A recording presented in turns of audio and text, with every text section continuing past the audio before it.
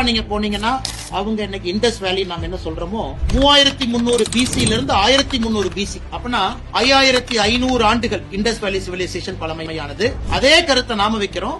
Indies வேலி அழிந்த பிறகு நாம தோன்றல, அது நடந்த பொழுதே பேரலா இங்க நமக்கு நாகரிகம் இருந்துச்சுன்னு தான் நம்ம சொல்றோம். இன்னைக்கு இந்த ரிப்போர்ட்டை வந்து 3 அறிஞர்கள் குவெஸ்டின் பண்ணிருக்காங்க. நாம குவெஸ்டின் பண்ணலீங்கன்னா நல்லா புரிஞ்சு 3 அறிஞர்கள் அதான் மத்திய அரசு திரும்ப கேட்டிருக்காங்க. ஒன்று யூனிவர்சிட்டி ஆஃப் கல்கட்டால இருக்கக்கூடிய விஷ்ணு பிரியா பசக் என்கின்ற ப்ரொஃபசர் ஆர்கியாலஜிஸ்ட். அவங்க என்ன கேட்டிருக்காங்கன்னா, கீழடியை பொறுத்தவரை லேயரா நீங்க எடுத்திருக்கீங்க. ஒரு சார்கோல், அதாவது ஏதோ ஒரு காலத்துல அழிந்த ஒரு மரம் சார்கோலா மாறி இருக்கு. அந்த கார்பன் டேட்டிங் புளோரிடால் நீங்க பண்ணும் பொழுது அதற்கு ஒரு நேரம் கொடுத்திருக்கீங்க. அது எந்த லேயர்ல கிடைச்சது? அதே போல கீழடியில தமிழ் பிராமி ஸ்கிரிப்ட் இருக்கக்கூடிய பாட்ரி ஓடு அது எங்க கிடைச்சது? நீங்க லேயரை கரெக்டா மார்க் பண்ணல.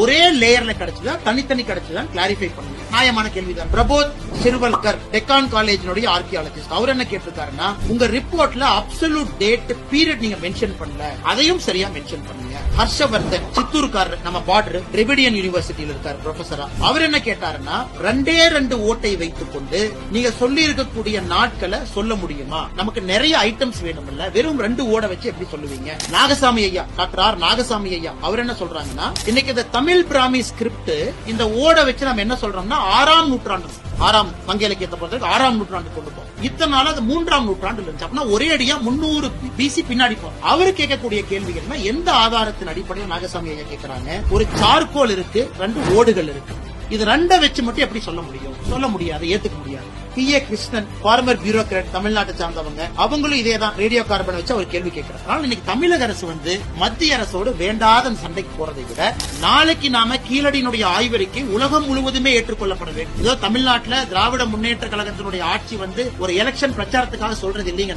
உலகத்துல ஒரு இடத்துல ஒரு டேட் மாறும் பொழுது உலகம் முழுவதும் அதை திரும்ப செக் பண்ணுவாங்க. இது கரெக்டான நேரத்துல சொல்லிருக்காங்களா? ஏன்னா எவ்ரிதிங் இஸ் இன்டர்லிங்க். மத்திய அரசு கேட்கறது என்ன? 982 பேஜ்ல சில கிளாரிபிகேஷன் 3 ப்ரொஃபசர் கேள்வி கேட்டிருக்காங்க. ஏற்கனவே சொன்னது போல விஷ்ணு பிரியா பசக், பிரபோத் சிவரல்கர், ஹர்ஷவர்தன் கேள்விகளுக்கு பதில் கொடுங்க. நான் பதில கொடுக்க மாட்டேன் மாநில அரசு சொல்வது எப்படி நியாயமாகும்?